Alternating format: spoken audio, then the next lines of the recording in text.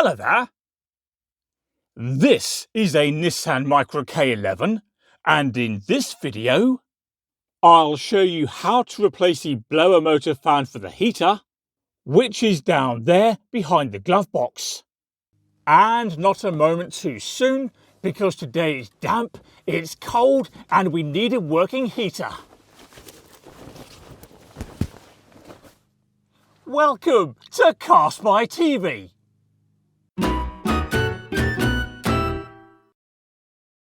Right, this is the blower motor fan, and to remove it we're first going to get rid of this black plastic pipe. Okay, so we'll grab this end here and pull down, and that end is now free. And now we'll grab the other end and pull sideways, and with a little bit of wiggling, come on now, the pipe comes off. Removing this pipe makes it easier to access the bolts that hold the blower motor in place. And we can see those bolts when we peer upwards around the circumference of the fan. We've got two bolts here, okay, and there's a third bolt which is harder to get to just down there, and that third bolt also holds your power cable in place. To remove those three bolts, we need an 8mm socket. Right then, let's get these bolts out. Oh, dark down here. There's the torch gone. Oh yeah, there we are. I can see one of them now, and hopefully it's not too tight. It is not too tight. It is coming out very nicely. There we are, three bolts successfully removed, all of which are slightly damp. And now those bolts are out of the way, we can simply pull the fan down. Here it comes. Oh, that doesn't look good, does it? Look at all that gunk around there. Come on, fan, out you come. There we go. We now need to remove the power cable, so press in that little tab by my thumb and hold it, and then start wiggling, but be warned, this one is a pain in the neck to take apart. Come on now. Oh, it is moving a little. I'll tell you what we'll do. Oh no, it's coming. Let's nonetheless grab a flat-headed screwdriver and use that to help the power cable along its way.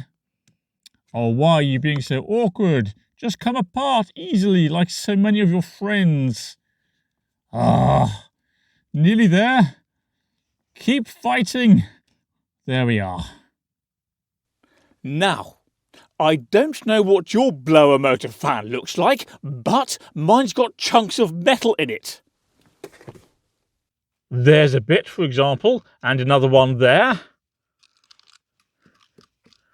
Well, that explains why the fan's making weird noises.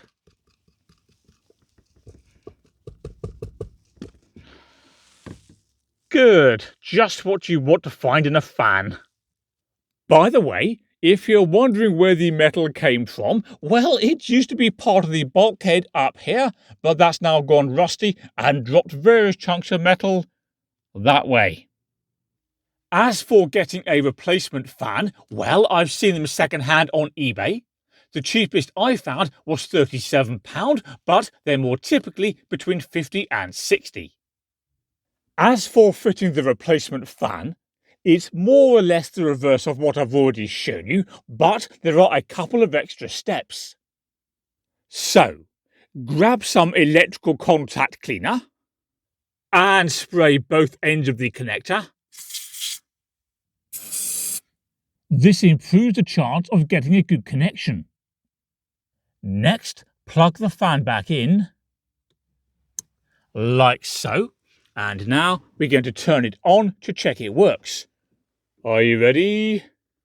Cross your fingers. Yay! Working just fine.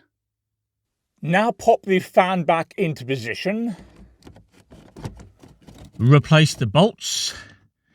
And remember, one of these bolts also holds up the bracket that supports the power cable. There we go, that will do for now. And finally, we need to pop this little plastic pipe back into situ. Now that goes, let's get it the right way around. something like that. These bolts need to be a little bit tighter actually. And while I do that, don't forget to subscribe to CarSpyTV. That makes it easier to find my other content. Can you also please do me a favour and click like on this video? And I'll see you next time when hopefully it's a bit warmer. Bye-bye.